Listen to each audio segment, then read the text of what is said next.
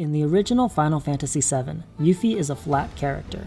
She's an optional party member that you never have to recruit, so she doesn't make any meaningful contribution to the story outside of her questline. Yuffie is a hot-headed ninja from Wutai, a once proud nation that fell on hard times after losing a war with the evil Shinra Corporation.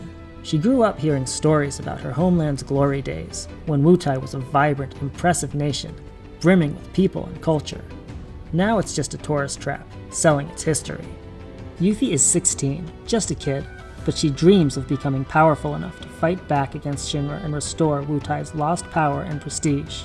As far as characterization goes, that's about it. It's the bones of a cool story, but there's not enough meat to sink your teeth into. One of Final Fantasy VII's core themes is the impact of loss and how it changes who we are. This theme only applies to Yuffie in a superficial way. Yes, her character is shaped by Wutai's defeat to Shinra and its subsequent loss of cultural identity, but she never undergoes any personal growth as a result of it. Yuffie is a materia-obsessed, loudmouth brat when we first meet her, and she's still a materia-obsessed, loudmouth brat by the end of the game. She's a fun character, but it's hard to really care about her.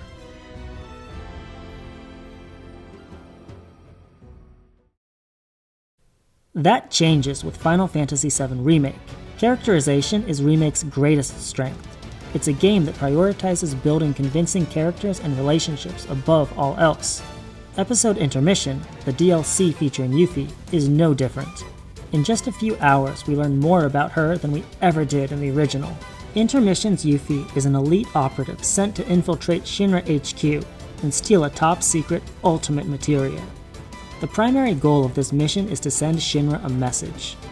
Wutai may have lost the war, but it is still a force to be reckoned with. By the same token, Yuffie wants to prove that she is a force to be reckoned with too. Although she's formidable in combat, her behavior is immature, even childish. At times, it feels like she's playing make-believe rather than carrying out a serious military operation. My name is Yuffie, materia hunter and elite special forces operative for the new Wutai government. I have orders to infiltrate Shinra headquarters and steal their ultimate materia. To prove to our common enemy that Wutai is not to be trifled with. Members of Avalanche! With your full support, we got this! When she meets her Avalanche contacts, Yuffie tells them about the Happy Turtle, a bar back in Wutai where adults go to drink their lives away. After losing the war, the older generation has given up, and that's why the responsibility of this mission falls onto the shoulders of the enthusiastic but inexperienced Yuffie. Intermission's first chapter is called Wutai's Finest, because this 16-year-old girl is literally the best they have to offer. Due to her age and attitude, Yuffie is repeatedly written off by others as just a kid. Her response is the same every time, indignantly insisting that she isn't a kid and showing off to demonstrate her undeniable abilities. She is desperate to be taken seriously. She wants to be Wutai's glorious hero, not someone that others have to take care of or worry about. Deep down, though, she doesn't fully believe that she's as amazing as she claims. Her braggadocious nature is an act to cover up her insecurity. When she first meets Sonon, her partner on the mission, she's taken aback when he calls her boss. She doesn't see herself as a boss or a leader, but she rolls with it. Boss, huh? I could get used to that. Beats being stuck on the bottom rung, that's for sure. We see this again in Chapter 2, when she and Sonon get lost within the Shinra building. Yuffie becomes frazzled, even panicked, and needs Sonon to help her regain her composure and continue on. Although she would never admit it, she's just not ready for a mission of this magnitude.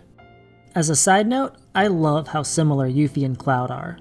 Both characters use bravado to hide their self-doubt.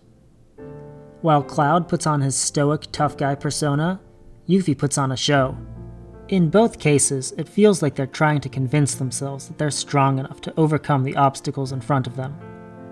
When they're alone, they both even say, "You got this," to themselves, psyching themselves up to keep going.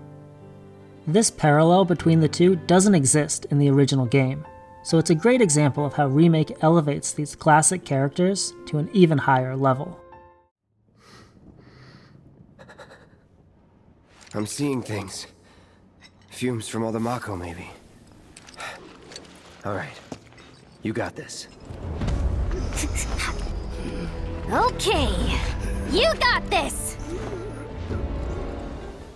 While the first chapter of Intermission is generally lighthearted and fun, the second chapter is far more serious. Things go wrong the moment Yuffie and Sonon set foot in Shinra HQ. They are captured by Scarlet, the gleefully evil head of Shinra's Advanced Weaponry Division, and forced to battle through a series of experimental weapons. There's a good scene where Sonon loses his cool and Yuffie helps him refocus. She is capable of taking things seriously when necessary, but this is a side of her we rarely see. When Scarlet is done toying with them, she reveals that the ultimate materia they're searching for doesn't even exist yet. To make matters worse, they now find themselves in deep ground, where Shinra's darkest secret projects lurk. The two ninjas follow a trail of bodies to find the cruel and creepy Nero. He's too powerful for them. Ultimately, Sonon sacrifices himself to make sure Yuffie gets away. His death is gruesome and unsettling. With blood and tears streaming down her face, Yuffie escapes the Shinra building just in time to witness the destruction of Sector 7. Nothing about this mission has gone according to plan. It has been a complete failure. Yuffie envisioned herself as a mighty hero, Wutai's savior. Instead, she lost her partner and barely got away with her own life. She lashes out at Sonon, calling him an asshole, but she's really angry at herself. For all of her bluster, in the end she needed to be saved, and at great cost. That's a heavy burden for anyone to bear, let alone someone so young. It's a gut-wrenching ending that works because Yuffie is so well characterized throughout this story. We know why this mission was so important to her, and watching such a fun-loving character fail so spectacularly hurts. We don't know exactly what Yuffie does in the immediate aftermath of the destruction. The next time we see her, she has left Midgar and is wandering the world alone. I think her instinct was just to run. Instead of checking back in with Avalanche, or trying to help clean up and rebuild the slums, she puts as much physical and emotional distance as possible between her and where the trauma took place. It's easier to run away than it is to face your fears and problems head on. Her playful outward personality remains, but loss changes us, and Yuffie comes to an important conclusion. She can't do this alone.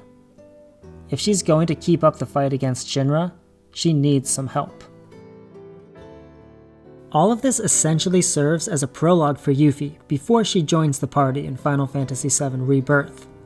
In the original FF7, Yuffie is just a random ninja hanging out in a forest who joins the party because she wants to steal your materia. Intermission allows us to understand what she's been through and why she's motivated to take part in the journey that Cloud and his team are undertaking. In order to care about a character, you have to live through an experience alongside them. That's how emotional investment is born. While the original game tells the player that Yuffie hates Shinra, Intermission puts us in her shoes and lets us play through an event that shows why she hates them. This new incarnation of Yuffie has quickly become one of my favorite Final Fantasy characters. Susie Young, Yuffie's English voice actor, breathes so much life into her. She's still a boisterous little punk, but now with added emotional depth. I can't wait for her to team up with the party.